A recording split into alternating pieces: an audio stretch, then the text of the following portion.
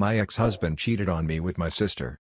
It's been 6 years and he just emailed me. Hey everyone, welcome back to the channel.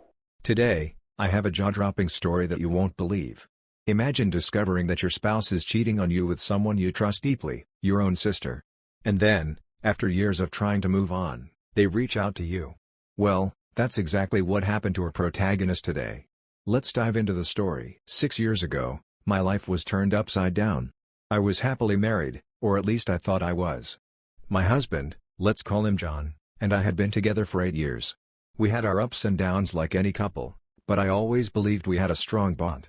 We were even talking about starting a family, but then, everything came crashing down. One day, I came home early from work and found John and my sister, Sarah, in bed together.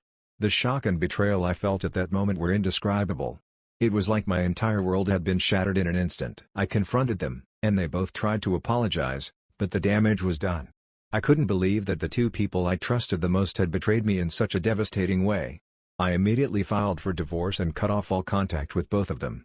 It was a dark time in my life, but with the support of my friends and therapy, I slowly started to heal and rebuild my life. In the immediate aftermath, I moved out of the house we shared. I couldn't bear to stay there with all the memories and the betrayal.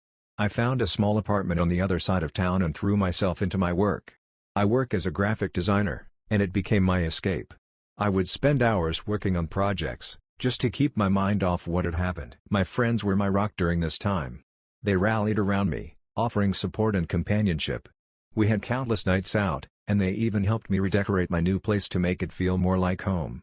I also started seeing a therapist, which was one of the best decisions I made.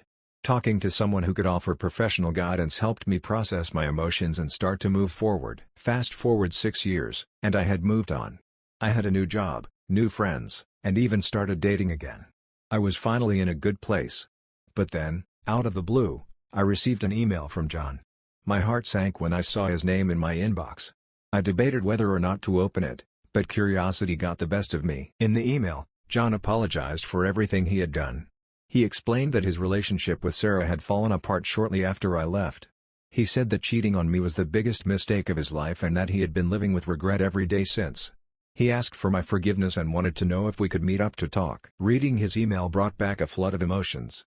Part of me wanted to ignore it and continue with my life, but another part of me wanted closure. After a lot of contemplation, I decided to respond. I told him that while I appreciated his apology, I wasn't sure if I was ready to meet him in person.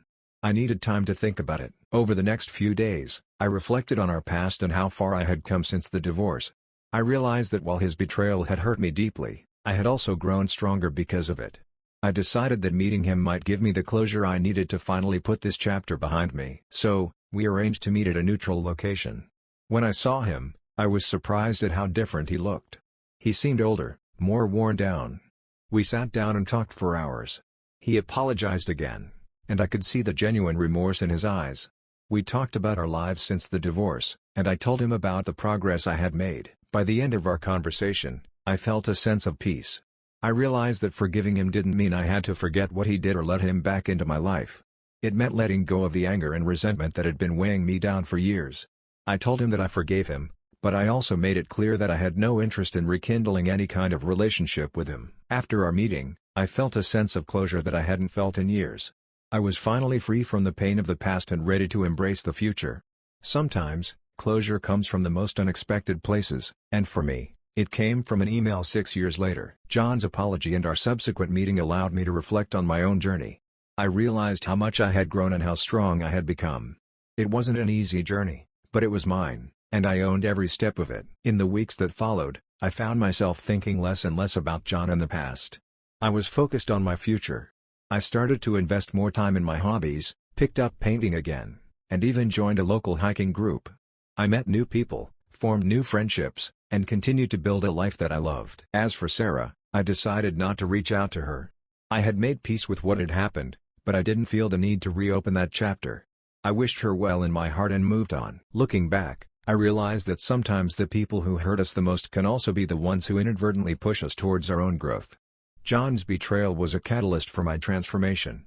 It was painful, but it led me to a place of strength and self-discovery that I might never have reached otherwise. To anyone out there who is going through a similar experience, know that it's okay to feel hurt and betrayed. It's okay to take your time to heal. But also know that you have the strength within you to overcome it and to build a life that you love. Forgiveness and closure might come from the most unexpected places, and when they do, embrace them and move forward with grace and strength. And that's the story of how I found closure after my ex-husband's betrayal. If you enjoyed this story, don't forget to like, comment, and subscribe for more content. Have you ever had a similar experience? Share your thoughts in the comments below. Thanks for watching, and I'll see you in the next video.